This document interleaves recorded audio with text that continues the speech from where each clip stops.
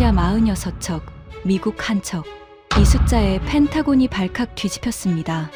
미국의 유일한 쇄빙선이 폭발했고 세 배를 만들 조선소는 전멸했습니다. 유럽에 부탁했더니 12년을 기다리라 했죠. 그때 한 부국장이 마지막으로 찾아간 나라, 평생 무시해왔던 한국이었습니다. 한국 따위한테 줄 서라고. 하지만 거제도에서 그의 32년 편견이 완전히 무너졌습니다. 그 충격적인 전말을 지금 공개합니다. 시작하기 전 구독과 좋아요, 그리고 대한민국 화이팅 댓글로 한국을 응원해주세요. 러시아 46척, 미국 1척. 이 숫자를 처음 봤을 때 저는 제 눈을 의심했습니다. 북극해를 장악할 수 있는 쇄빙선 보유 현황이었습니다. 러시아는 46척의 쇄빙선을 운용하고 있었습니다. 그중 7척은 원자력 추진이었습니다. 세계에서 가장 강력한 쇄빙선들이었죠. 반면 미국은 고작 2척뿐이었습니다. 그것도 한 척은 수리 중이라 실제 작동하는 건 단 한 척이었습니다. 저는 마이클 브래드쇼라고 합니다. 미국 해안경비대 극지작전국 부국장으로 32년째 근무하고 있습니다. 쇄빙선 함장으로 15년을 보냈고 이후 본부로 올라와 미국의 극지작전을 총괄해왔습니다. 북극해의 얼음을 누구보다 잘 아는 사람이라고 자부했습니다. 그런데 그날 모든 것이 무너졌습니다. 3개월 전 목요일 새벽이었습니다. 전화벨이 울렸습니다. 새벽 3시 47분. 이 시간에 걸려오는 전화는 좋은 소식일 리 없었습니다. 수화기를 들자마자 차가운 목소리가 들려왔습니다. 부국장님, 폴라스타우에서 긴급 상황입니다. 심장이 철렁 내려앉았습니다. 폴라스타우, 미국이 보유한 유일한 중형 쇄빙선이었습니다. 1976년에 건조된 배였죠. 거의 50년 된 노후 선박이었지만 미국에겐 그 배밖에 없었습니다. 무슨 상황이야? 메인 엔진 폭발입니다. 현재 알래스카 해역에서 표류 중입니다. 손이 떨렸습니다. 메인 엔진 폭발이라니. 그건 단순한 고장이 아니었습니다. 배의 심장이 멈춘 거였습니다. 부상자는 3명 중상, 7명 경상입니다. 헬기로 후송 중입니다. 저는 서둘러 옷을 갈아입었습니다. 워싱턴 DC의 새벽 공기는 차가웠습니다. 차를 몰고 본부로 향하는 동안 머릿속이 복잡했습니다. 폴라스타우가 멈추면 미국은 북극해에서 눈과 귀를 잃는 겁니다. 본부에 도착하니 이미 여러 대의 차량이 주차되어 있었습니다. 긴급 상황실에 들어서자 거대한 스크린에 폴라스타우의 위치가 떠 있었습니다. 알래스카 북쪽 해역. 얼음 한가운데서 배가 멈춰 있었습니다. 현재 상황 보고해. 작전관이 화면을 가리키며 말했습니다. 엔진실에서 폭발이 발생했습니다. 원인은 노후화로 추정됩니다. 수리하려면 최소 8개월이 필요합니다. 그것도 부품을 구할 수 있다면요. 8개월. 그 기간 동안 미국은 북극해에 배 한 척 띄울 수 없다는 뜻이었습니다. 폴라시오는 미국의 또 다른 쇄빙선이었습니다. 하지만 작전관의 대답은 암울했습니다. 현재 시애틀 조선소에서 대규모 수리 중입니다. 복귀까지 14개월 예상됩니다. 14개월. 그러니까 앞으로 최소 8개월간 미국은 작동하는 쇄빙선이 단 한 척도 없다는 뜻이었습니다. 회의실이 조용해졌습니다. 누구도 쉽게 입을 열지 못했습니다. 저는 창밖을 바라봤습니다. 동이 트기 시작했습니다. 하지만 제 마음은 점점 더 어두워졌습니다. 그때 누군가 화면을 전환했습니다. 러시아 북방함대 현황이 떴습니다. 쇄빙선 46척, 원자력 쇄빙선 7척, 건조중 4척. 숫자를 보는 순간 등골이 서늘해졌습니다. 러시아는 지금도 새 쇄빙선을 만들고 있었습니다. 세계 최대 규모의 원자력 쇄빙선 리더급도 건조 중이었습니다. 배수량 7만 톤, 두께 4m 얼음도 깨는 괴물이었죠. 그리고 중국. 화면이 바뀌었습니다. 쇄빙선 6척, 추가 건조 계획 3척. 중국도 북극에 발을 들이고 있었습니다. 설룡호 같은 연구용 쇄빙선을 넘어서 이제는 군용 쇄빙선까지 만들고 있었습니다. 다시 미국 현황이 떴습니다. 작동 가능한 쇄빙선 0척. 회의실에 한숨 소리가 퍼졌습니다. 세계 최강 미국이 북극에서 이렇게 밀리고 있다니. 저는 주먹을 불끈 쥐었습니다. 이건 말이 안 됐습니다. 미국이 배 한 척 못 만들어서 이 지경이 됐다니. 항공모함 11척을 굴리는 나라가 핵잠수함 70척을 운용하는 나라가 긴급 대책 회의를 소집하겠습니다. 제가 말했습니다. 24시간 내로 펜타곤, 국무부, 에너지부 합동 회의를 열어 새 쇠빙선 건조 계획을 세워야 해. 작전관이 고개를 끄덕였습니다. 저는 그때까지만 해도 자신이 있었습니다. 미국이니까. 세계 최강 미국이니까. 마음만 먹으면 못 만들 게 없다고 생각했습니다. 하지만 진짜 충격은 그 다음부터였습니다. 이틀 후 펜타곤 회의실이었습니다. 국방부, 해안경비대, 국무부, 에너지부 관계자들이 한자리에 모였습니다. 20명이 넘는 인원이었습니다. 회의 주제는 단 하나. 미국 쇠빙선 긴급 확보 방안이었습니다. 저는 자리에 앉으며 주변을 둘러봤습니다. 다들 표정이 굳어 있었습니다. 폴라스타우 사고 이후 언론에서도 난리였습니다. 미국, 북극에서 러시아에 밀리나 같은 헤드라인이 쏟아졌죠. 국방부 차관이 먼저 입을 열었습니다. 현재 상황 정리하겠습니다. 미국은 작동 가능한 쇠빙선이 0척입니다. 러시아는 46척, 중국은 6척을 보유하고 있습니다. 이대로면 북극 패권을 완전히 내줄 수 있습니다. 화면에 북극 지도가 떴습니다. 러시아 영토가 북극해의 절반을 차지하고 있었습니다. 그들의 쇠빙선 함대가 점으로 표시되어 있었죠. 반면 미국 쪽은 텅 비어 있었습니다. 쇠빙선 없이는 북극 자원 개발도 불가능합니다. 에너지부 관계자가 말했습니다. 알래스카 LNG 프로젝트가 지연되고 있습니다. 수출하려면 쇠빙 운반선이 필요한데 우리한테는 그런 배가 없습니다. 저는 고개를 끄덕였습니다. 맞는 말이었습니다. 미국은 셰일 혁명으로 세계 최대 천연가스 생산국이 됐습니다. 하지만 북극 루트로 수출하려면 쇠빙선이 필수였습니다. 해결책은 간단합니다. 제가 말했습니다. 새 쇠빙선을 만들면 됩니다. 미국이 못 만들 배가 어디 있습니까? 회의실에 잠깐 침묵이 흘렀습니다. 제 말이 틀린 건 아니었습니다. 미국은 세계 최강 해군력을 가진 나라입니다. 항공모함도 만들고 핵잠수함도 만들고 이지스함도 만드는 나라죠. 저는 자신 있게 말을 이었습니다. 2차 세계대전 때 우리가 뭘 했는지 아십니까? 4년 동안 배 2,700척을 찍어냈습니다. 리버티선을 가장 빠르게는 4일 만에 진수했습니다. 그게 미국입니다. 몇몇이 고개를 끄덕였습니다. 맞는 말이었으니까요. 미국 조선업의 전성기는 전설적이었습니다. 지금도 마찬가지입니다. 마음만 먹으면 쇠빙선 몇 척쯤 금방 만들 수 있습니다. 저는 확신에 차서 말했습니다. 32년간 해안경비대에서 일하면서 미국의 힘을 믿어왔습니다. 미국이 못할 일은 없다고 생각했습니다. 그런데 해군 조선 담당관의 표정이 어두웠습니다. 그가 조심스럽게 손을 들었습니다. 부국장님, 한 가지 말씀드려도 되겠습니까? 말해보게. 현재 미국 내 상선건조 능력은 연간 1.5척 수준입니다. 회의실이 술렁였습니다. 뭐라고? 상선 기준 연간 1.5척입니다. 그것도 일반 화물선 기준이고요. 쇠빙선은 사정이 다릅니다. 저는 믿을 수 없었습니다. 아니, 그게 무슨 소리야? 우리가 세계 최강 해군력을 가진 나라인데 군함은 다릅니다. 부국장님. 군함 건조는 국방부 지원을 받으니까 유지가 됩니다. 하지만 민간 상선 분야는 사실상 붕괴됐습니다. 제 손이 떨렸습니다. 쇠빙선 건조 경험은 미국 내 조선소 중에 쇠빙선 만들어 본 데가 어디야? 조선 담당관이 잠시 망설였습니다. 그리고 천천히 말했습니다. 마지막으로 미국에서 쇠빙선을 건조한 게 1976년입니다.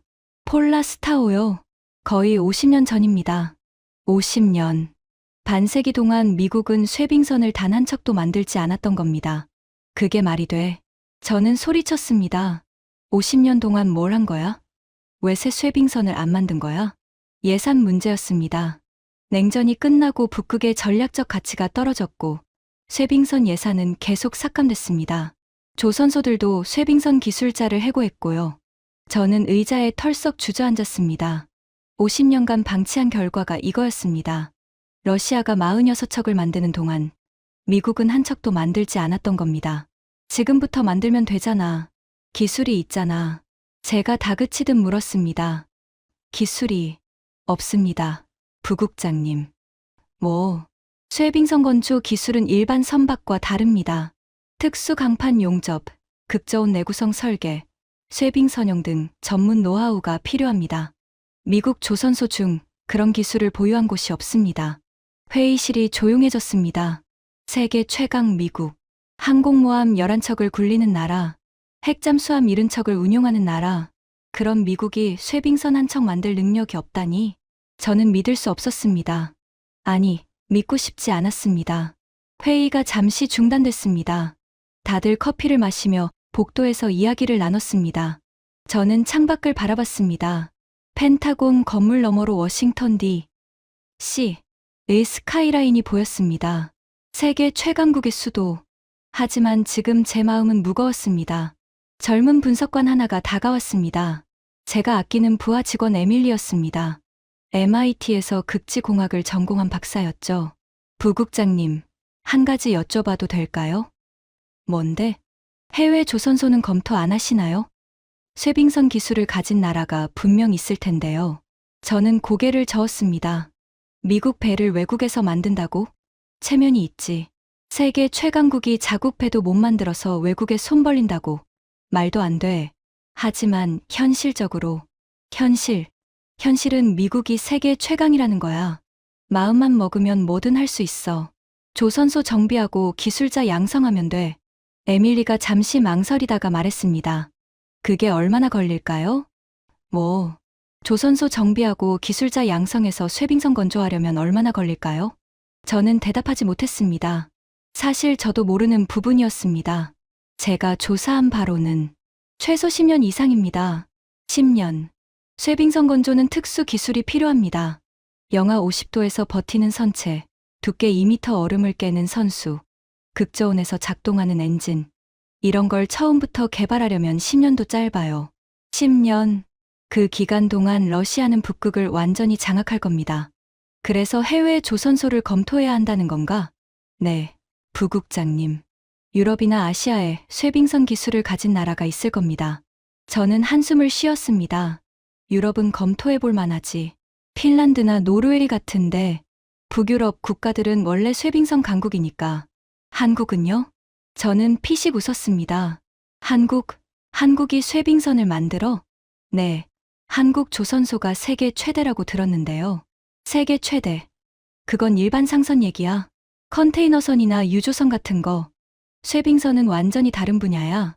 에밀리가 고개를 갸웃했습니다. 하지만 한국이 북극 관련 선박을 만든다는 보고서를 본 것 같은데요. 에밀리, 한국이 어디 있는 나라인지 알아?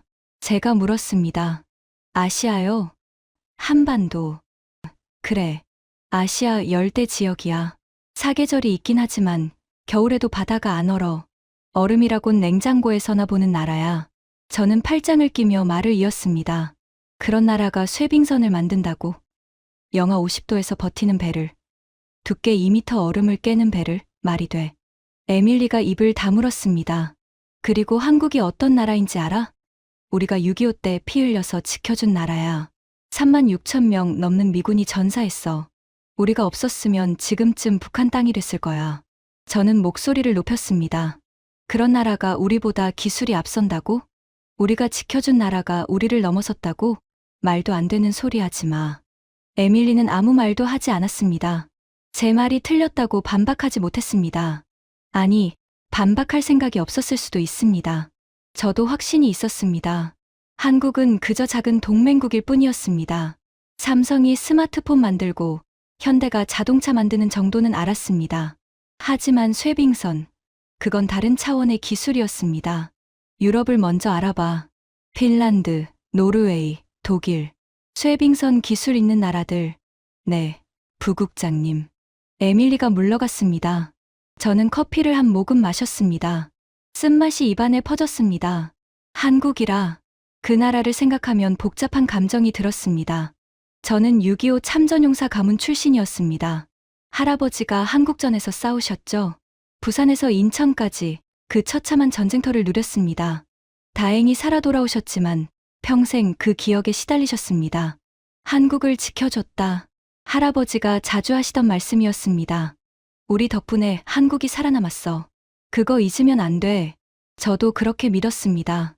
한국은 우리가 지켜준 나라. 우리가 없으면 존재하지 못했을 나라. 고마워해야 할 나라, 그런 나라가 우리보다 기술이 앞선다고요? 말도 안 됐습니다. 회의가 재개됐습니다. 국방부 차관이 정리하듯 말했습니다. 정리하겠습니다. 미국 내 조선소로는 쇠빙선 건조가 어렵습니다. 해외 조선소를 검토해야 합니다. 유럽이 유력합니다. 해군 조선 담당관이 말했습니다. 핀란드가 쇠빙선 기술의 원조입니다. 100년 이상 쇠빙선을 만들어 왔습니다. 헬싱키에 아커 아틱이라는 세계적인 쇠빙선 설계 회사가 있습니다. 저는 고개를 끄덕였습니다. 핀란드라. 괜찮네. 북유럽 국가니까 쇠빙 기술이 발달했겠지. 노르웨이도 검토 대상입니다. 해양 기술 강국이고 극지 경험도 풍부합니다. 좋아. 유럽 컨소시엄을 구성하는 게 어떨까? 핀란드, 노르웨이, 독일을 묶어서. 저는 나름대로 해결책을 제시했습니다. 독일 조선소가 품질이 좋으니까 핀란드 설계 독일 건조, 노르웨이 극지 기술. 이렇게 조합하면 될 것 같은데 회의실 분위기가 조금 밝아졌습니다. 해결책이 보이는 것 같았으니까요. 그러면 제가 유럽 조선소들과 접촉해 보겠습니다. 조선 담당관이 말했습니다. 빠르게 움직여. 시간이 없어. 네, 부국장님. 회의는 그렇게 마무리됐습니다. 저는 그날 밤 집에 돌아와서도 서류를 검토했습니다. 쇠빙선 사양서, 예산 계획, 건조 일정. 복잡한 숫자들이 눈앞에서 어지럽게 돌았습니다. 그래도 마음 한구석이 놓였습니다.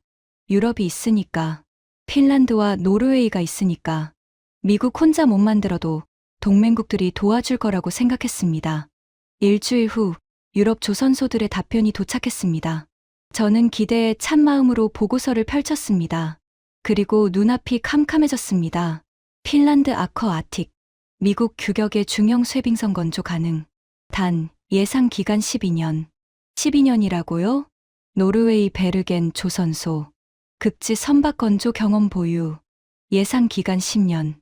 단, 현재 수주 물량으로 인해 착공은 5년 후. 5년 후 착공. 그러면 완공까지 15년.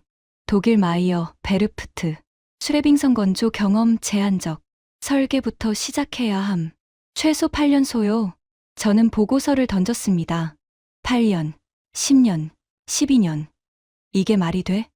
에밀리가 조심스럽게 말했습니다. 유럽 조선소들도 쇠빙선 건조 경험이 오래됐습니다.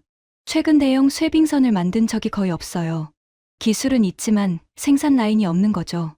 그러면 어쩌라고. 10년 기다리는 동안 러시아가 북극을 다 먹을 거야.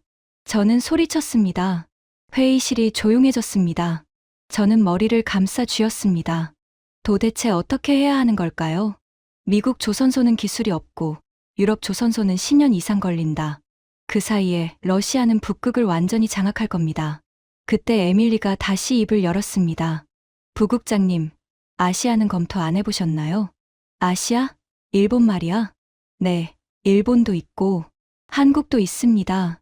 또 한국. 저는 짜증이 났습니다. 에밀리, 아까도 말했잖아. 한국은 쇠빙선 만드는 나라가 아니야. 열대 국가라고. 하지만 제가 자료를 찾아봤는데요. 에밀리가 태블릿을 꺼냈습니다. 한국이 쇠빙 LNG선을 만들고 있습니다. 러시아 야말 프로젝트예요. 뭐, 러시아 북극권 야말 반도에서 LNG를 생산하는데 그걸 실어나르는 배가 필요합니다. 영하 52도에서 두께 2m 얼음을 깨며 운항하는 쇠빙 LNG선이요. 저는 콧방귀를 뀌었습니다. 러시아가 자기네 배를 못 만들어서 한국한테 맡겼다고? 러시아가 쇠빙선 강국인데, 네, 러시아도 그 배는 못 만들어요. 쇠빙선은 만들지만 쇠빙 LNG선은 차원이 다릅니다. 얼음도 깨면서 영하 163도의 LNG도 운반해야 하거든요. 그런 배를 한국이 만든다고? 네, 세계에서 유일하게 한국만 만들 수 있습니다. 저는 잠시 말을 잃었습니다. 세계에서 유일하게? 네, 야말 프로젝트 쇠빙 LNG선 18척, 전량 한국산입니다. 대우조선해양 한 곳에서 18척을 전부 만들었습니다. 에밀리가 화면에 사진을 띄웠습니다. 거대한 배가 보였습니다. 선수 부분이 뾰족하게 솟아 있었고 선체는 두꺼운 강판으로 덮여 있었습니다. 배 위에는 거대한 LNG 탱크가 둥글게 솟아 있었습니다. 이게 한국이 만든 배야? 네. 한 척당 가격 4,200억 원입니다. 일반 LNG선보다 1.8배 비쌉니다. 저는 화면을 멍하니 바라봤습니다. 얼음 한 조각 볼 일 없는 나라. 우리가 지켜준 나라. 그런 나라가 이런 배를 만든다고요? 건조 기간은? 제가 물었습니다. 목소리가 떨렸습니다. 평균 26개월입니다. 하지만 최근에는 더 빨라졌어요. 숙련도가 올라가서 26개월. 유럽이 10년 걸린다는 그 배를 한국은 2년 만에 만든다고요? 저는 의자에 털썩 주저앉았습니다. 이게 진짜야? 네, 부국장님. 진짜입니다. 에밀리의 대답이 회의실에 울려 퍼졌습니다. 저는 한참 동안 아무 말도 하지 못했습니다. 한국, 그 작은 나라, 우리가 지켜줬다고 생각한 그 나라가 우리가 못 만드는 배를 만들고 있었습니다. 세계에서 유일하게. 그날 밤, 저는 잠을 이룰 수 없었습니다. 한국이 쇠빙 LNG선을 만든다고요? 세계에서 유일하게.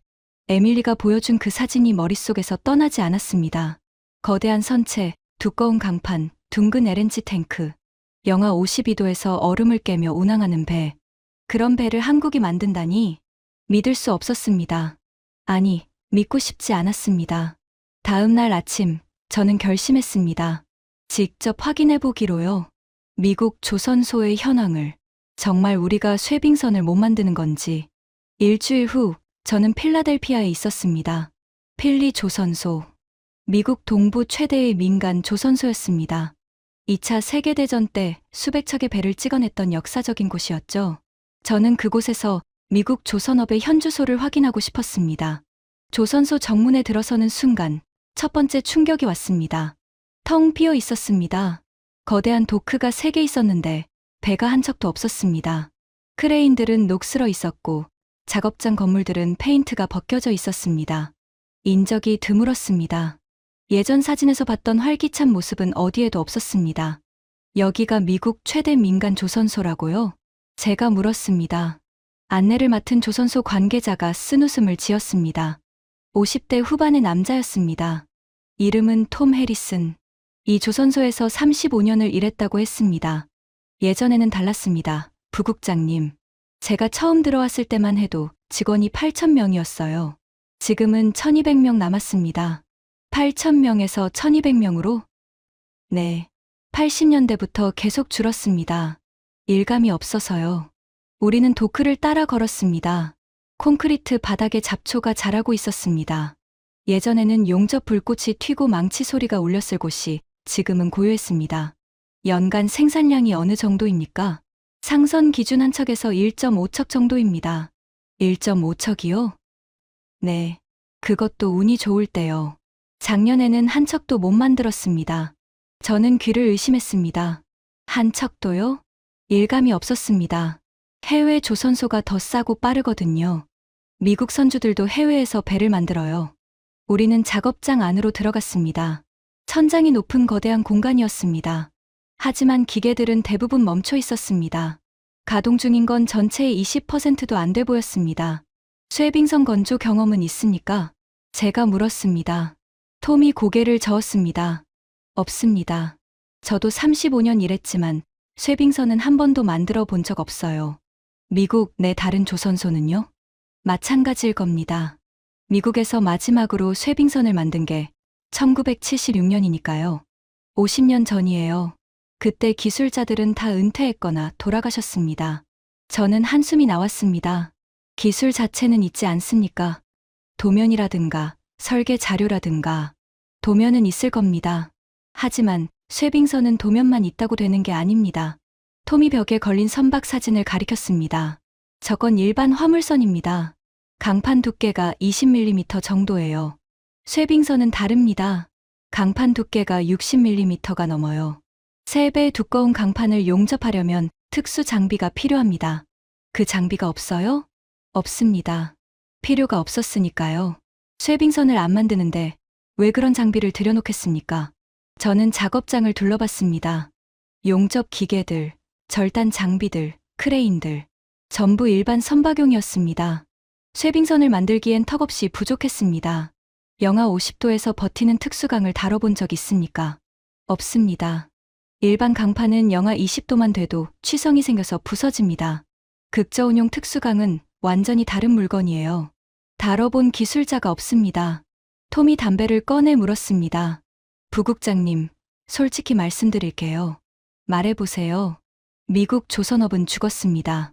담배 연기가 허공에 퍼졌습니다. 2차 대전 때 우리가 세계 최강이었죠. 하지만 그게 80년 전 얘기입니다. 전쟁 끝나고 일본에 밀렸고 한국에 밀렸고 지금은 중국에도 밀립니다. 우리 점유율이 세계 시장의 1%도 안 돼요. 1%요? 네. 중국이 50% 넘게 먹고 한국이 30% 정도 먹고 일본이 좀 먹고 미국은 찌꺼기입니다. 저는 멍하니 서 있었습니다. 세계 최강 미국. 항공모함 11척을 굴리는 나라. 핵잠수함 70척을 운용하는 나라. 그런 미국의 조선업이 세계 시장의 1%도 안 된다니. 군함은 다르지 않습니까? 우리가 항공모함도 만들고 이지스함도 만들잖아요. 군함은 국방부 예산으로 만드니까 유지가 됩니다. 하지만 그것도 가격이 문제예요. 미국에서 군함 만드는 비용이 한국의 3배입니다. 3배요? 네. 인건비가 비싸고 생산성이 떨어지니까요. 그래도 국방부가 돈을 대주니까 어떻게든 굴러가는 겁니다. 민간은 그런 지원이 없어서 다 죽었고요. 저는 조선소를 나왔습니다. 정문을 지나며 뒤를 돌아봤습니다. 녹슨 크레인, 빈 도크, 잡초 무성한 야적장. 한때 미국 조선업의 자존심이었던 곳이 이렇게 쇠락했습니다. 차에 오르며 저는 생각했습니다. 이게 현실이구나. 미국은 정말로 쇠빙선을 만들 능력이 없구나. 하지만 유럽이 있었습니다. 핀란드와 노르웨이가 있었습니다. 그들이 도와줄 거라고 믿었습니다. 그런데 그 믿음마저 무너지는 데는 오래 걸리지 않았습니다. 2주 후, 저는 핀란드 헬싱키에 있었습니다. 아커 아틱, 세계 최고의 쇠빙선 설계 회사였습니다. 100년 넘게 쇠빙 기술을 축적해온 곳이었죠. 핀란드는 발틱해가 겨울마다 얼어붙기 때문에 쇠빙선 없이는 물류가 멈춥니다. 그래서 쇠빙 기술이 발달할 수밖에 없었습니다. 저는 기대에 부풀어 있었습니다. 여기라면 해결책을 찾을 수 있을 거라고. 회의실에는 아커 아틱의 수석 엔지니어가 기다리고 있었습니다. 60대 초반의 남자, 이름은 마티 코르오넨. 40년간 쇠빙선을 설계해온 전문가였습니다. 반갑습니다. 브래드쇼 부국장님. 반갑습니다. 바쁘실 텐데 시간 내주셔서 감사합니다. 우리는 악수를 나눴습니다. 그의 손은 거칠었습니다. 현장에서 일해온 사람의 손이었죠. 미국 해안경비대에서 새 쇠빙선을 원한다고 들었습니다. 네. 현재 작동 가능한 쇠빙선이 없는 상황입니다. 가능한 빨리 새 쇠빙선이 필요합니다. 어떤 사양을 원하십니까? 저는 준비해온 자료를 꺼냈습니다. 배수량 2만 톤급, 두께 1.8m 얼음을 연속 쇠빙할 수 있는 중형 쇠빙선입니다. 북극해 연중 작전이 가능해야 합니다. 마티가 자료를 살펴봤습니다. 그의 표정이 점점 굳어졌습니다. 부국장님, 솔직히 말씀드려도 되겠습니까? 말씀하세요. 이 사양이면 설계에만 3년이 걸립니다. 3년이요? 네. 그리고 건조에 8년에서 9년. 총 12년 정도 예상됩니다. 저는 숨이 막혔습니다. 12년이요? 그렇게 오래요? 쇠빙선은 복잡한 배입니다. 일반 선박과 완전히 다릅니다. 선체 구조, 추진 시스템, 내한 설계, 전부 특수하게 만들어야 합니다. 핀란드가 쇠빙선 강국 아닙니까? 100년 경험이 있다면서요. 마티가 쓴웃음을 지었습니다. 100년 경험이 있죠? 하지만 그건 발틱해용 소형 쇠빙선입니다. 미국이 원하는 북극해용 중형 쇠빙선은 다릅니다. 더 크고, 더 강력하고, 더 복잡합니다. 그래도 12년은 너무 길지 않습니까? 우리 조선소 사정도 있습니다. 현재 주문이 밀려 있어요. 유럽연합에서 발틱해 쇠빙선 현대화 프로젝트가 진행 중입니다. 그 물량만 소화하는데 5년이 걸립니다. 저는 의자에 기대 앉았습니다. 그러면 착공 자체가 5년 후라는 말씀이십니까? 그렇습니다. 죄송합니다. 핀란드 출장은 그렇게 끝났습니다. 다음은 노르웨이였습니다. 오슬로에서 베르겐 조선소 관계자를 만났습니다. 노르웨이는 북해 유전 개발로 해양 기술이 발달한 나라였습니다. 극지 환경에서 운용하는 해양 플랫폼을 많이 만들었죠. 하지만 결과는 비슷했습니다. 쇠빙선 건조 경험이 제한적입니다. 최근 20년간 대형 쇠빙선을 만든 적이 없어요. 예상 기간은요? 설계부터 시작한다면 10년은 잡아야 합니다. 독일도 마찬가지였습니다. 함부르크의 마이어 베르프트 조선소, 크루즈선으로 유명한 곳이었습니다.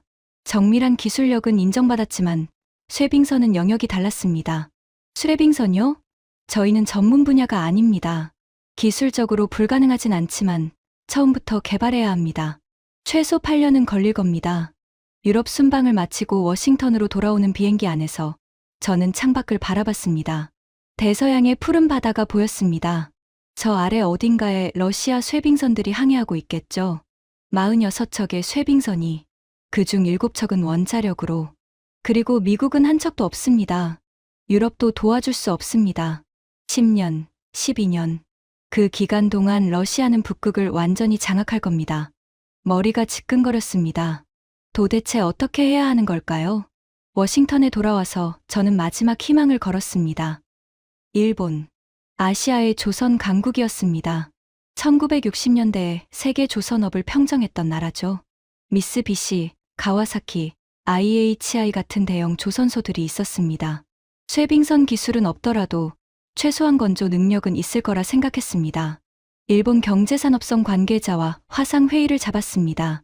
화면에 50대 중반의 남자가 나타났습니다. 이름은 타나카 히로시. 일본 조선업계를 담당하는 과장이었습니다. 브래드쇼 부국장님, 만나 뵙게 되어 영광입니다. 감사합니다. 바쁘실 텐데 시간 내주셔서 고맙습니다. 형식적인 인사가 오갔습니다. 일본인 특유의 정중함이었죠. 미국이 새 쇠빙선을 원한다고 들었습니다. 네. 현재 상황이 급박합니다. 유럽 조선소들은 10년 이상 걸린다고 합니다. 일본은 어떻습니까? 타나카가 잠시 침묵했습니다. 화면 너머로 그의 표정이 어두워지는 게 보였습니다. 부국장님, 솔직하게 말씀드리겠습니다. 말씀하세요. 일본도 쇠빙선을 만들 수 없습니다. 저는 놀랐습니다. 일본이 못 만든다고요? 아시아 조선 강국이잖아요. 강국이었습니다. 과거형입니다. 타나카가 한숨을 쉬었습니다. 일본 조선업은 1990년대부터 쇠퇴했습니다. 한국에 밀리고 중국에 밀렸습니다. 지금 세계 시장 점유율이 5%도 안 됩니다. 5%요? 네. 한국이 30%, 중국이 50% 넘습니다. 일본은 이제 틈새 시장만 겨우 지키고 있어요. 저는 충격을 받았습니다. 일본이 한국에 밀린다니. 1980년대만 해도 일본이 세계 1위였는데 쇠빙선 건조 경험은 있습니까? 있습니다. 시라세라는 남극 관측선을 만든 적 있어요. 하지만 그게 20년 전입니다. 지금은 기술자들이 다 은퇴했습니다. 새로 만드는 건 불가능합니까? 타나카가 고개를 저었습니다. 기술적으로 불가능하진 않습니다. 하지만 시간이 문제예요. 처음부터 다시 시작해야 합니다. 최소 10년은 걸릴 겁니다. 또 10년. 어딜 가나 같은 대답이었습니다. 타나카 과장님, 한 가지 여쭤봐도 되겠습니까? 말씀하세요. 한국은 어떻습니까? 한국 조선소가 쇠빙 LNG선을 만든다고 들었는데 타나카의 표정이 묘하게 변했습니다. 뭐라고 해야 할까요? 씁쓸함과 인정이 섞인 표정이었습니다. 아, 한국이요. 그가 말을 이었습니다. 한국은 다릅니다. 다르다니요? 한국 조선소는 세계 최고입니다. 특히 고부가 같이 선박 분야에서는 따라갈 나라가 없어요. 저는 귀를 의심했습니다. 일본이 한국을 인정하다니 쇠빙 LNG선 말씀이신가요? 그것만이 아닙니다. LNG 운반선, 대형 컨테이너선, 초대형 유조선, 기술이 필요한 선박은 전부 한국이 휩쓸고 있어요. 타나카가 화면에 자료를 띄웠습니다. LNG 운반선 세계 점유율 62%, 한국입니다. 대형 컨테이너선 점유율 55%, 한국입니다. 쇠빙 LNG선 점유율 100%, 한국입니다. 100%라는 숫자가 화면에 크게 떠 있었습니다. 세계에서 쇠빙 LNG선을 만들 수 있는 나라는 한국뿐입니다. 러시아도 못 만들고, 일본도 못 만들고, 유럽도 못 만듭니다. 오직 한국만 가능합니다. 저는 말을 잃었습니다. 어떻게 그게 가능합니까? 한국에는 얼음이 없잖아요. 타나카가 쓴웃음을 지었습니다. 저도 그게 의문이었습니다. 얼음 한 조각 볼 일 없는 나라가 어떻게 쇠빙선을 만드는지. 하지만 그게 한국입니다. 무슨 뜻이죠? 한국은 필요하면 뭐든 만들어냅니다. 기술이 없으면 개발하고 경험이 없으면 쌓습니다. 2009년에 아라온이라는 쇠빙 연구선을 처음 만들었어요. 거기서 시작해서 10년 만에 세계 유일의 쇠빙 LNG선 강국이 됐습니다. 10년 만에요? 네. 일본이 30년 고민하는 걸 한국은 10년에 해냅니다. 그게 한국의 속도입니다. 타나카가 잠시 말을 멈췄습니다. 그리고 조용히 덧붙였습니다. 부국장님, 솔직히 말씀드리면 저도 한국이 부럽습니다. 일본이 한국을 부러워한다고요? 네. 우리는 완벽을 추구하다가 기회를 놓쳤습니다. 검토하고 회의하고 또 검토하고 그러는 사이에 한국은 실행했습니다. 일단 만들고 문제가 생기면 고쳤습니다. 그 속도를 우리는 따라갈 수 없었어요. 일본이 한국의 속도를 인정하고 있었습니다.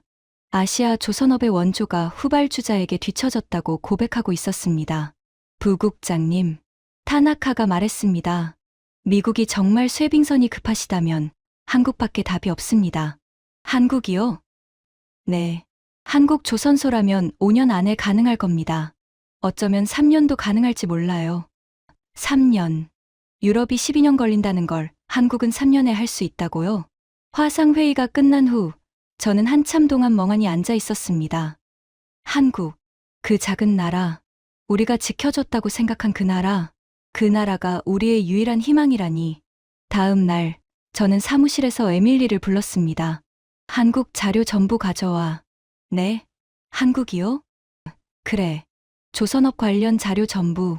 수레빙선, LNG선, 건조 능력, 기술력. 다 가져와. 에밀리가 놀란 표정을 지었습니다. 제가 얼마 전까지 한국 따위라고 무시했던 걸 기억하고 있으니까요. 부국장님, 한국을 검토하시는 건가요? 검토가 아니라 확인이야. 진짜 한국이 할 수 있는지. 1시간 후, 에밀리가 두꺼운 보고서 뭉치를 들고 왔습니다. 가져왔습니다. 한국 조선업 현황, 야말 프로젝트 상세 보고서, 쇠빙 기술 분석 자료까지. 저는 보고서를 펼쳤습니다. 첫 페이지부터 숫자가 쏟아졌습니다. 한국 조선업 세계 시장 점유율, LNG 운반선 62%, 대형 컨테이너선 55%, 초대형 유조선 48%, 수레빙 LNG선 100%, 100%라는 숫자가 눈에 박혔습니다. 이게 진짜야? 100%? 네, 부국장님. 세계에서 쇠빙 LNG선을 건조할 수 있는 조선소는 한국에만 있습니다. HD 현대중공업, 삼성중공업, 하나오션. 이 세 곳뿐입니다. 저는 다음 페이지를 넘겼습니다. 야말 프로젝트 쇠빙 LNG선, 발주처 러시아 노바텍, 건조사 하나오션 9 대우조선해양, 척수 18척, 한 척당 가격 4,200억 원, 총 계약 금액 7조 5,600억 원, 7조 원이 넘는 계약이었습니다. 한 조선소가 단일 프로젝트로 7조 원을 수주한 겁니다. 이 배가 어떤 배야? 자세히 설명해봐. 에밀리가 태블릿에서 영상을 틀었습니다. 거대한 배가 얼음을 깨며 전진하는 장면이었습니다. 두꺼운 얼음이 선수에 부딪혀 산산조각 났습니다. 쩍, 쩍, 쩍. 얼음 깨지는 소리가 스피커로 울려 퍼졌습니다. 이게 쇠빙 LNG선입니다. 아이스 클래스 R7 등급이에요. R7이 뭐야? 급지 운항 등급입니다. 두께 2.1m 얼음을 연속 쇠빙하며 운항할 수 있다는 뜻이에요. 영하 52도에서도 작동합니다. 영하 52도? 네. 시베리아 북극권 겨울 기온이에요. 일반 선박은 영하 30도만 돼도 장비가 멈춥니다. 기름이 얼고 고무가 부서지고 전자장비가 오작동하거든요. 영상에서 배가 계속 전진했습니다. 끝없이 펼쳐진 빙원을 가르며 나아갔습니다. 이 배가 어떻게 얼음을 깨는 거야? 특수 선형입니다. 선수가 얼음 위로 올라타서 무게로 깨는 방식이에요. 그리고 아지포드 추진 시스템이 있습니다. 아지포드? 360도 회전하는 추진기예요. 얼음에 갇혀도 전진, 후진, 회전이 자유롭습니다. 일반 스크루로는 불가능한 기동이죠. 저는 영상을 멍하니 바라봤습니다. 이런 배를 한국이 만든다고? 네. 세계에서 유일하게 한국만 만들 수 있습니다. 어떻게 가능한 거야? 한국에는 얼음이 없잖아. 에밀리가 다른 자료를 꺼냈습니다. 한국은 2009년에 아라온이라는 쇠빙 연구선을 건조했습니다. 국내 최초의 쇠빙선이었어요. 거기서 기초 기술을 쌓았습니다. 2009년. 그러면 불과 15년 전인데, 네. 15년 만에 세계 유일의 쇠빙 LNG선 강국이 됐습니다. 15년. 미국이 50년간 쇠빙선을 한 척도 못 만드는 사이, 한국은 0에서 시작해서 세계 1위가 됐습니다. 건조 기간은 얼마나 돼? 야말 프로젝트 기준 평균 26개월입니다. 최근에는 더 빨라졌어요. 숙련도가 올라가서 26개월이면 2년 조금 넘는 건데, 네. 유럽이 12년 걸린다는 걸 한국은 2년에 합니다. 저는 보고서를 덮었습니다. 손이 떨렸습니다. 이게 진짜라고? 네. 부국장님. 전부 검증된 자료입니다. 직접 확인하고 싶으시면 한국에 가야겠어. 제가 말했습니다. 뭐라고요? 한국에 직접 가봐야겠어. 조선소를 눈으로 봐야 믿을 수 있을 것 같아. 에밀리가 놀란 표정을 지었습니다. 부국장님이 직접 가신다고요? 그래. 내가 직접 확인해야 해. 저는 창밖을 바라봤습니다. 32년간 해안경비대에서 일했습니다. 미국의 힘을 믿었습니다. 미국이 최고라고 생각했습니다. 그런데 지금 우리가 못 만드는 배를 한국이 만들고 있습니다. 유럽도 못 만들고 일본도 못 만드는 배를 믿을 수 없었습니다. 직접 봐야 믿을 수 있을 것 같았습니다. 비행기 예약해. 한국 거제도 하나오션 조선소. 네, 부국장님. 인천국제공항에 내린 건 저녁 7시였습니다. 14시간 비행이었습니다. 워싱턴에서 서울까지. 시차 때문에 머리가 멍했습니다. 에밀리와 함께 입국 심사대를 통과했습니다. 공항은 깨끗하고 현대적이었습니다. 곳곳에 로봇이 돌아다니며 청소를 하고 있었습니다. 이게 인천공항이야? 네. 세계공항 서비스 평가 1위를 여러 번 한 곳이에요. 저는 고개를 끄덕였습니다. 미국 공항들과는 차원이 달랐습니다. JFK나 LAX는 시설이 낡고 복잡한데 여기는 모든 게 깔끔하고 효율적이었습니다. 공항을 빠져나와 KTX를 탔습니다. KTX가 뭐야? 한국 고속철도입니다. 서울에서 부산까지 2시간 30분이에요. 2시간 30분. 그 거리를? 네. 시속 300km로 달립니다. 기차가 출발했습니다. 창밖으로 서울의 야경이 스쳐 지나갔습니다. 고층 빌딩들, 반짝이는 조명들, 바쁘게 움직이는 사람들. 서울이 이렇게 발전했어? 한국 경제가 세계 12위입니다. 1인당 국민소득이 35,000달러예요. 35,000달러? 6.25 직후에 67달러였다면서? 네. 70년 만에 500배 넘게 성장했습니다. 저는 창밖을 바라봤습니다. 할아버지가 싸웠던 땅, 폐허였던 나라, 그 나라가 이렇게 변해 있었습니다. 부산역에서 내려 차를 타고 거제도로 향했습니다. 밤 11시가 넘어 호텔에 도착했습니다. 내일 아침 8시에 조선소 방문입니다. 알았어. 저는 침대에 누웠지만 잠이 오지 않았습니다. 내일이면 알게 될 겁니다. 한국이 정말 그런 배를 만들 수 있는지, 아니면 전부 과장된 얘기인지. 솔직히 말하면 저는 아직도 반신반의였습니다. 한국이 대단하다는 건 자료로 봤습니다. 숫자도 봤고 영상도 봤습니다. 하지만 마음 한구석에서는 여전히 의문이 들었습니다. 정말 한국이 미국보다 나을 수 있을까? 우리가 지켜준 나라가 우리를 넘어섰을까? 그건 직접 봐야 알 수 있을 것 같았습니다. 다음 날 아침, 호텔 로비에서 한국 측 관계자를 만났습니다. 50대 초반의 남자였습니다. 하나오션 조선소 기술이사라고 자기소개를 했습니다. 이름은 박진호. 멀리서 오셨습니다. 환영합니다. 브래드쇼 부국장님. 감사합니다. 조선소를 직접 보고 싶어서 왔습니다. 그러시죠. 차로 20분 거리입니다. 우리는 차에 올랐습니다. 거제도 해안도로를 따라 달렸습니다. 바다가 보였습니다. 맑은 아침 햇살이 수면에 반짝였습니다. 저기 보이시죠? 박 이사가 앞쪽을 가리켰습니다. 저는 그쪽을 바라봤습니다. 그리고 입이 떡 벌어졌습니다. 거대한 크레인들이 하늘을 찌르고 있었습니다. 수십 개는 됐습니다. 그 아래로 거대한 선박들이 줄지어 있었습니다. 도크마다 배가 있었습니다. 크레인이 움직이고 용접 불꽃이 튀고 수천 명의 인원이 개미처럼 일하고 있었습니다. 이게 하나오션 조선소입니까? 네. 세계 최대 조선소 중 하나입니다. 연간 건조 능력이 180만 CCT입니다. 180만 CCT? 환산톤 수입니다. 대략 연간 LNG선 30척, 컨테이너선 20척, 유조선 15척을 동시에 건조할 수 있습니다. 연간 60척 이상. 미국 전체 조선소가 연간 1.5척 만드는 걸 이 조선소 하나가 60척 만든다고요? 차가 조선소 정문을 통과했습니다. 안으로 들어가니 규모가 더 실감났습니다. 골리앗 크레인이라고 부르는 거대한 크레인이 도크 위를 가로지르고 있었습니다. 높이가 100m는 넘어 보였습니다. 저 크레인으로 선박 블록을 들어 올립니다. 한 번에 2,000톤까지 가능해요. 2,000톤을? 네. 배를 통째로 만드는 게 아니라 블록 단위로 만들어서 조립합니다. 그래서 빠른 겁니다. 우리는 도크로 내려갔습니다. 가까이서 보니 배의 크기가 실감났습니다. 거대한 선체가 도크를 가득 채우고 있었습니다. 길이만 300m가 넘어 보였습니다.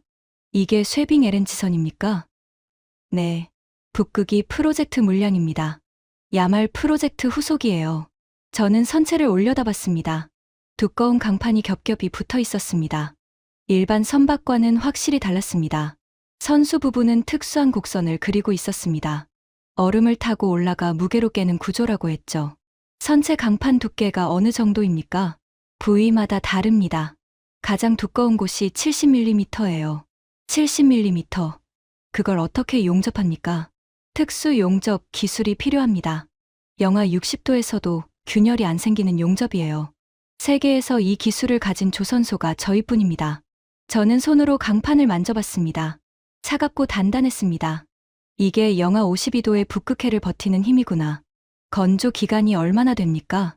착공부터 인도까지 24개월입니다. 24개월이요? 유럽은 12년 걸린다던데? 박 이사가 미소를 지었습니다. 저희는 경험이 있으니까요. 야말 프로젝트로 18척을 만들면서 노하우를 쌓았습니다. 설계도 최적화됐고 공정도 효율화됐어요. 24개월. 2년. 유럽이 12년 걸린다는 걸 한국은 2년에 만듭니다. 저는 도크를 둘러보며 생각했습니다. 이게 현실이구나. 한국이 정말 세계 최고구나. 믿기 어려웠지만 눈앞에 증거가 있었습니다. 거대한 선박, 움직이는 크레인, 수천 명의 기술자들. 이건 과장이 아니었습니다. 브래드쇼 부국장님. 박 이사가 말했습니다. 미국이 새 쇠빙선을 원한다고 들었습니다. 네. 현재 작동하는 쇠빙선이 없는 상황입니다. 저희가 도와드릴 수 있습니다. 저는 박 이사를 바라봤습니다. 정말입니까? 네. 미국이 원하는 사양을 말씀해 주시면 검토해 보겠습니다. 그 순간 이상한 감정이 밀려왔습니다. 안도감, 기쁨. 아니, 그것만은 아니었습니다. 부끄러움이었습니다. 세계 최강 미국. 항공모함 11척, 핵잠수함 70척을 가진 나라. 그럼 미국이 쇠빙선 하나 때문에 한국에 도움을 요청해야 하다니. 우리가 지켜줬다고 생각한 나라. 고마워해야 한다고 생각한 나라. 그 나라에 줄을 서야 하다니. 자존심이 무너지는 느낌이었습니다. 하지만 어쩔 수 없었습니다. 이게 현실이었습니다. 조건이 있습니까? 제가 물었습니다. 조건이라기보다는 저희도 하나 말씀드리고 싶은 게 있습니다. 박 이사가 말했습니다. 저희는 미국의 파트너가 되고 싶습니다. 단순히 배를 만들어 드리는 게 아니라 함께 협력하고 싶어요. 협력이요? 네. 미국의 북극 전략에 한국이 기여할 수 있습니다. 쇠빙선뿐 아니라 북극 인프라, 자원 개발까지. 함께 가면 더 멀리 갈 수 있습니다. 저는 잠시 생각했습니다. 협력, 파트너십. 미국은 늘 혼자 하려고 했습니다. 세계 최강이니까 누구의 도움도 필요 없다고 생각했습니다. 하지만 그 오만이 지금의 상황을 만들었습니다. 쇠빙선 영척, 러시아에 밀리는 북극 패권, 조선업의 몰락, 혼자서는 안 되는 시대가 온 겁니다. 알겠습니다. 워싱턴에 돌아가서 보고하겠습니다. 감사합니다. 우리는 악수를 나눴습니다. 박 이사의 손은 거칠었습니다. 현장에서 일해온 사람의 손이었습니다. 톰 해리슨의 손과 비슷했습니다. 하지만 톰의 조선소는 죽어가고 있었고 박 이사의 조선소는 세계를 제패하고 있었습니다. 같은 조선업인데 이렇게 다를 수 있다니. 저는 다시 한번 주변을 둘러봤습니다. 거대한 도크, 움직이는 크레인, 불꽃 튀는 용접 현장. 한국, 얼음 한 조각 없는 나라가 세계 유일의 쇠빙선 강국이 됐습니다. 어떻게 이게 가능한 걸까요? 그 답을 찾기 위해 저는 좀 더 한국에 머물기로 했습니다. 조선소 투어는 계속됐습니다. 박 이사가 저를 또 다른 도크로 안내했습니다. 거기에는 방금 완성된 배가 떠 있었습니다. 바다에 진수된 지 얼마 안 된 것 같았습니다. 이건 뭔가요? 3개월 전에 인도된 쇠빙 LNG선입니다. 시운전을 마치고 곧 러시아로 출항할 예정이에요.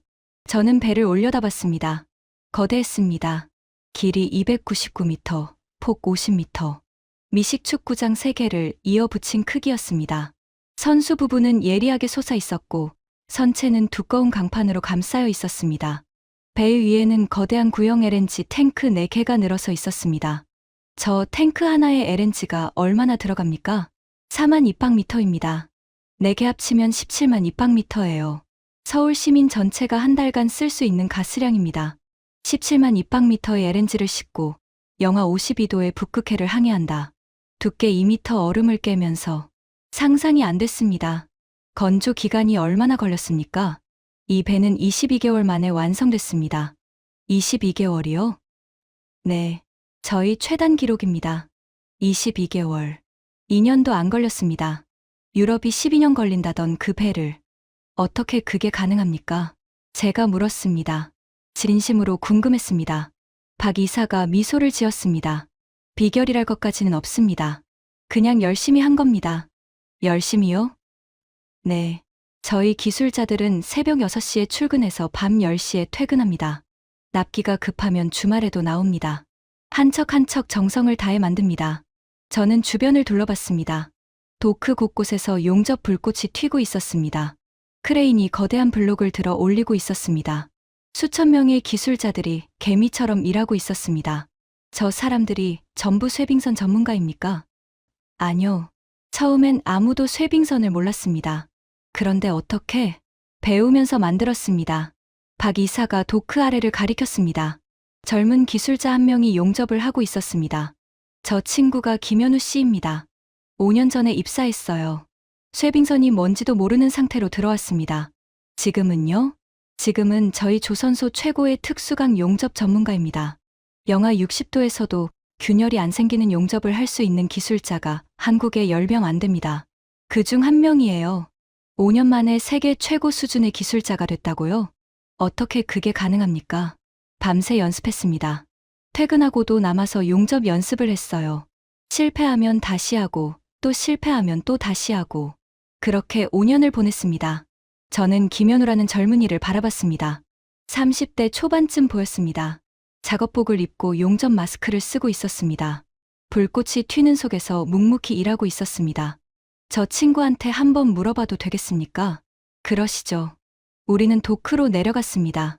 김현우가 용접을 멈추고 마스크를 벗었습니다. 땀에 젖은 얼굴이었습니다. 김현우 씨, 미국에서 손님이 오셨어. 잠깐 이야기 좀 나눌 수 있을까? 아, 네. 김현우가 어색하게 인사했습니다. 안녕하세요. 안녕하세요. 용접 기술이 대단하다고 들었습니다. 아, 아닙니다. 아직 배우는 중입니다. 겸손한 대답이었습니다. 하지만 박 이사의 말로는 한국 최고 수준이라고 했습니다. 쇠빙선 만드는 게 어렵습니까? 처음엔 정말 어려웠습니다. 김현우가 말했습니다. 일반 강판은 용접이 쉬운데 극저온용 특수강은 완전히 다릅니다. 조금만 실수해도 균열이 생겨요. 처음 1년은 매일 실패했습니다. 그런데 포기 안 했습니까? 포기요? 김현우가 의아한 표정을 지었습니다. 왜 포기합니까? 안 되면 될 때까지 하면 되는데. 그 말이 가슴에 박혔습니다. 안 되면 될 때까지 하면 된다. 그게 한국의 정신이구나. 미국 조선소에서도 일해본 적 있습니까? 아니요. 한 번도 없습니다. 그런데 어떻게 이런 기술을 익혔습니까? 가르쳐준 사람이 있었습니까? 선배들한테 배웠습니다. 그리고 직접 연구했어요. 논문도 읽고 해외 자료도 찾아보고 모르면 찾아서 배우면 됩니다. 모르면 찾아서 배우면 된다. 저는 미국 조선소의 톰 해리슨을 떠올렸습니다. 그는 말했죠. 기술자가 없다. 다 은퇴했다. 한국은 달랐습니다. 기술자가 없으면 키웠습니다. 기술이 없으면 개발했습니다. 경험이 없으면 쌓았습니다. 김현우 씨, 하나만 더 물어봐도 됩니까? 네. 왜 이렇게 열심히 합니까? 뭐가 그렇게 좋습니까? 김현우가 잠시 생각하다가 대답했습니다. 제가 만든 배가 북극을 항해합니다. 영하 52도의 얼음 바다를요. 그 배가 세계 어디에도 없는 한국만 만들 수 있는 배입니다. 그게 자랑스럽습니다. 자랑스럽다. 자기 일에 자부심을 가진 젊은이. 미국에서는 조선소 일이 죽어가는 산업이라고 합니다. 젊은이들이 기피하는 직업이 됐습니다. 하지만 한국에서는 다릅니다. 세계 최고가 되는 자부심. 불가능을 가능하게 만드는 긍지. 감사합니다. 좋은 말씀 들었습니다. 아닙니다. 김현우가 다시 용접 마스크를 썼습니다. 불꽃이 다시 튀기 시작했습니다. 저는 그 모습을 한참 바라봤습니다. 이게 한국의 힘이구나. 기술도 중요하고, 장비도 중요하고, 돈도 중요합니다. 하지만 결국 가장 중요한 건 사람입니다. 안 되면 될 때까지 하는 사람. 실패해도 포기하지 않는 사람. 자기 일에 자부심을 가진 사람. 한국에는 그런 사람들이 있었습니다. 미국에는 있었을까요? 조선소를 나오며 저는 깊은 생각에 빠졌습니다. 32년. 저는 32년간 해안경비대에서 일했습니다. 수레빙선 함장으로 15년, 본부에서 17년. 북극의 얼음을 누구보다 잘 안다고 자부했습니다. 하지만 정작 배를 만드는 건 몰랐습니다. 미국 조선업이 죽어가는 줄도 몰랐습니다. 한국이 세계 최고인 줄도 몰랐습니다.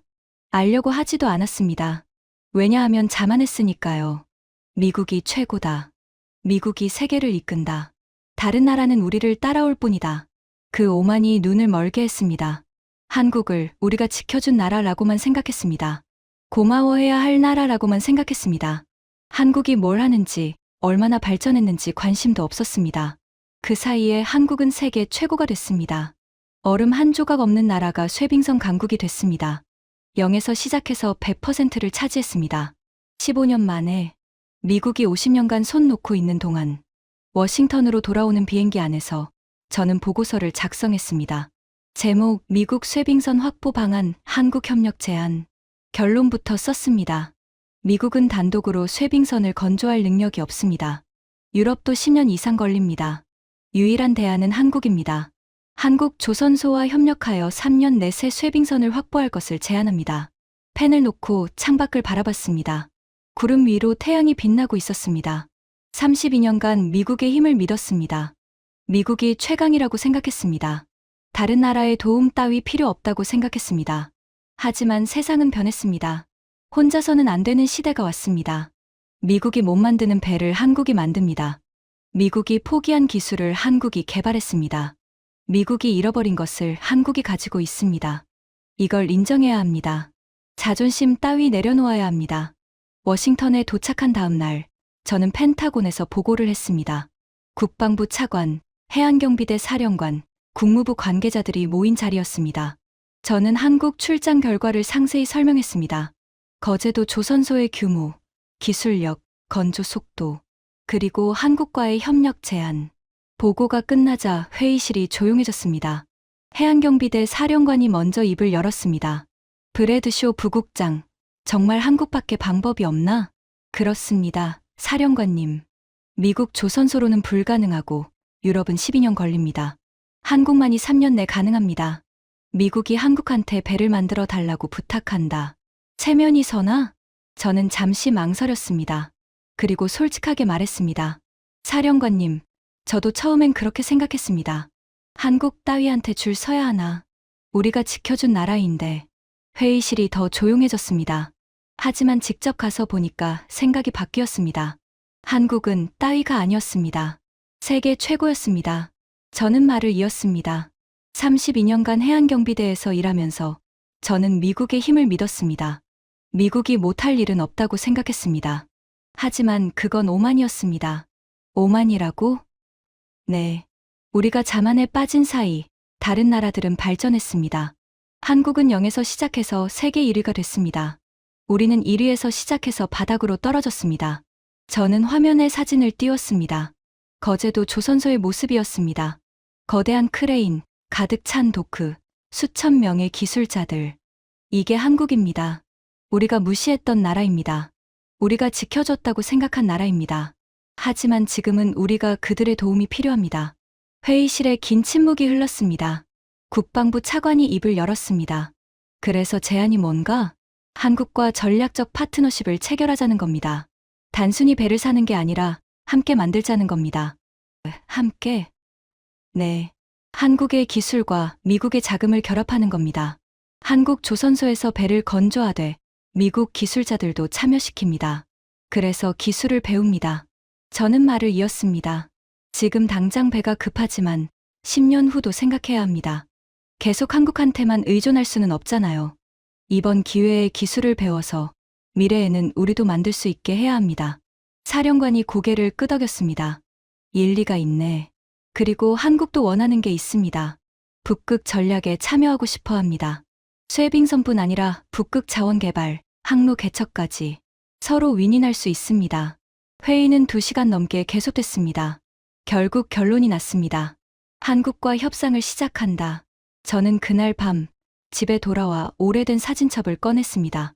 할아버지 사진이 있었습니다. 젊은 시절 군복을 입은 모습, 6.25 참전 당시 사진이었습니다. 한국을 지켜줬다. 할아버지가 자주 하시던 말씀이 떠올랐습니다. 그 말은 틀리지 않았습니다. 70년 전 미국은 정말로 한국을 지켜줬습니다. 3만 6천 명이 넘는 미군이 피를 흘렸습니다. 하지만 그 이후 70년 동안 한국은 스스로 일어섰습니다. 폐허에서 시작해 세계 12위 경제대국이 됐습니다. 자전거도 못 만들던 나라가 세계 최고의 배를 만들게 됐습니다. 우리의 도움을 받았지만 결국 자기 힘으로 성장했습니다. 그걸 인정해야 합니다. 더 이상 우리가 지켜준 나라라고 생각해서는 안 됩니다. 한국은 이제 우리의 파트너입니다. 어쩌면 어떤 분야에서는 우리보다 나은 파트너. 저는 사진첩을 덮었습니다. 그리고 조용히 중얼거렸습니다. 할아버지, 그때 지켜준 나라가 지금은 우리를 도와주고 있어요. 신기하지 않아요? 창밖으로 워싱턴 D.C.의 밤하늘이 보였습니다. 별들이 반짝이고 있었습니다. 한 달 후, 미국과 한국은 쇠빙선 공동건조 협정을 체결했습니다. 첫 번째 배는 거제도에서 건조될 예정입니다. 미국 기술자 50명이 참여합니다. 건조 기간은 30개월. 2년 반이면 미국은 새 쇠빙선을 갖게 됩니다. 유럽이 12년 걸린다던 일을 한국과 함께 2년 반에 해내는 겁니다. 저는 이 소식을 들으며 생각했습니다. 세상이 변했습니다. 미국 혼자서는 안 되는 시대가 왔습니다. 함께 가야 멀리 갈 수 있습니다. 손을 내밀어야 손을 잡을 수 있습니다. 한국은 70년 전에 우리의 도움을 받았습니다. 지금은 우리가 한국의 도움을 받습니다. 그게 부끄러운 일일까요? 아닙니다. 그게 파트너십입니다. 그게 동맹입니다. 저는 32년간 한국을 무시했습니다. 한국 따위, 우리가 지켜준 나라. 그렇게 생각했습니다. 그건 오만이었습니다. 한국은 얼음 한 조각 없는 나라에서 시작해 세계 유일의 쇠빙선 강국이 됐습니다. 0에서 시작해 100%를 차지했습니다. 불가능을 가능으로 바꿨습니다. 어떻게 가능했을까요? 한국 사람들에게 물었습니다. 대답은 간단했습니다. 안 되면 될 때까지 하면 됩니다. 그게 한국의 힘입니다. 기술도 중요하고, 돈도 중요하고, 장비도 중요합니다. 하지만 가장 중요한 건 정신입니다. 포기하지 않는 정신. 끝까지 해내는 정신. 한국에는 그 정신이 있습니다. 미국은 그 정신을 잃어버렸습니다. 자만에 빠져 노력을 게을리했습니다. 그 결과가 쇠빙선 영척입니다. 하지만 아직 늦지 않았습니다. 배울 수 있습니다. 다시 시작할 수 있습니다. 한국에서 배우겠습니다. 32년간 무시했던 그 나라에서 이제는 배우겠습니다. 한국을 무시하지 마십시오. 그 나라는 조용히 왔다가 당신이 눈치채기도 전에 앞서 있을 겁니다. 총 한 발 쏘지 않고 협박 한 번 하지 않고 오직 기술과 노력만으로. 그게 한국입니다. 저는 마이클 브래드쇼, 미 해안경비대 극지작전국 부국장입니다. 32년간 미국의 힘을 믿었던 사람입니다. 그리고 이제는 한국의 힘을 인정하는 사람입니다. 지금까지 미 해안경비대 32년 베테랑이 거제도 조선소에서 경험한 충격적인 이야기였습니다. 대한민국의 기술력이 세계를 놀라게 하고 있습니다. 이 자랑스러운 이야기를 주변에 널리 공유해 주세요. 작은 관심이 대한민국의 큰 자부심이 됩니다. 구독과 좋아요도 부탁드립니다. 지금까지 터칭 스토리였습니다. 감사합니다.